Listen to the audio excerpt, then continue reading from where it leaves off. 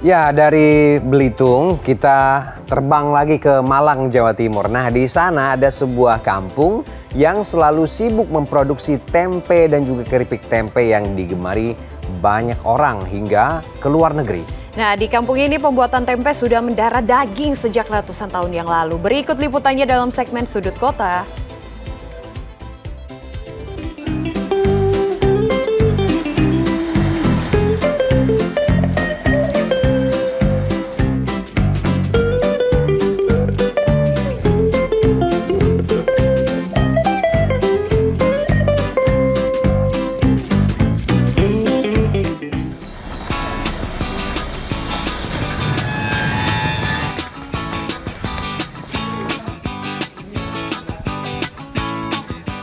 Gang-gang kecil di dalam Kampung Sanan Malang menyimpan lebih dari 500 perajin tempe dan keripik tempe.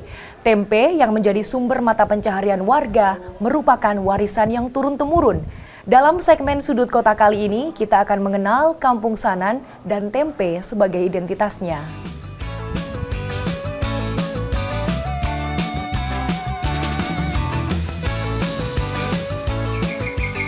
Kesibukan para produsen tempe dan keripik tempe di Kampung Sanan, Kelurahan Purwantoro, Kecamatan Blimbing, Kota Malang, Jawa Timur tidak mengenal siang dan malam. Pembuatan tempe di kampung ini sudah dilakukan beberapa generasi sejak masa kolonial Belanda. Di sini dulu ada pohon sono keling. Nah, orang Jawa bilang sono keling, akhirnya lebih praktisnya disebut sanan gitu. Nah, itu awal mula Kampung Sanan kami. Tapi kalau awal mula tempe itu memang dari turun-temurun, dari orang tua kita yang dulu-dulu. Jadi warisan nenek moyang kita. Jadi kita sebagai generasi kita cuma meneruskan. Sekitar tahun 1986, Kampung Dinoyo akhirnya ditetapkan sebagai sentra tempe. Dan sekitar tahun 1990-an ditetapkan sebagai sentra keripik tempe. Pengurus paguyuban dan kelompok sadar wisata pun mengembangkan paket edukasi bagi para pengunjung. Turun-temurun, jadi mulai sejak kecil saya sudah diajari membuat tempe sama sekolah. Jadi paginya sekolah, pulang sekolah diajari membuat tempe. Dulu ya cuma kita melayani jual ke pasar aja. Dengan adanya kampung wisata ini banyak konsumen yang datangan dari mancanegara juga, dari luar kota, luar pulau gitu. Kini jumlah produsen tempe dan keripik tempe mencapai 536 orang. Kebutuhan kedelai di setiap harinya sebanyak 25 hingga 30 ton dengan perputaran uang mencapai 3 hingga 4 miliar rupiah. Dalam satu industri rumahan minimal ada 3 orang tenaga kerja. Di balik nikmatnya rasa tempe, ada waktu sekitar 4 hari yang dibutuhkan untuk produksi.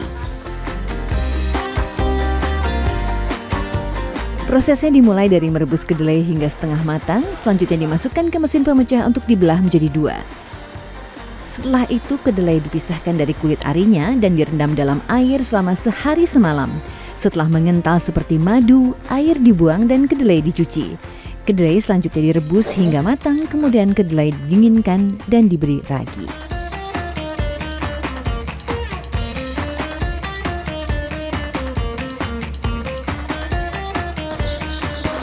Proses peragian ini ternyata melelahkan karena harus mengaduk sampai rata kedelai seberat sekitar 75 kg selama kurang lebih 10 menit sampai merata.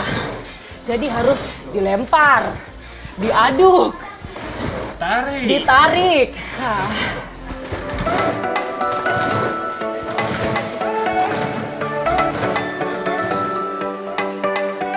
Setelahnya kedelai dicetak dan difermentasi selama 2 hari 1 malam. Barulah keesokan harinya tempe bisa dipanen. Bentuk dan kemasan tempe beragam tergantung permintaan konsumen. Ada yang dikemas plastik dan daun, ada pula yang berbentuk bulat untuk diolah menjadi keripik tempe. Produk tempe dan olahan tempe dari Kampung Sanan dijual di pasar-pasar induk, di toko depan rumah, toko oleh-oleh, dijual online dan juga menerima pesanan dari dalam dan luar negeri.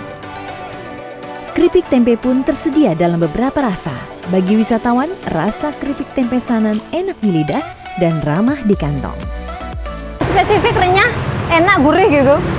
Dan di sini kalau mau rasa yang lain ada, tapi saya sukanya yang original. Itu beli buat apa? Buat oleh-oleh keluarga di Jogja. Selesai membuat tempe, limbah air rebusan kedelai dan kulit ari kedelai dimanfaatkan untuk pakan dan penggemukan sapi. Kini sekitar 500 ekor sapi di kampung ini bisa gemuk dalam waktu 3 hingga 4 bulan saja. Tak cukup hanya memproduksi tempe dan keripik tempe, sejumlah warga juga memproduksi stik mendol. Camilan ini terbuat dari tempe yang diparut dan dicampur dengan tepung terigu, tepung tapioka, telur, serta aneka rempah-rempah seperti bawang putih, lengkuas, jeruk purut, kencur, dan cabai rawit. Harganya hanya Rp8.000 untuk ukuran 2 ons.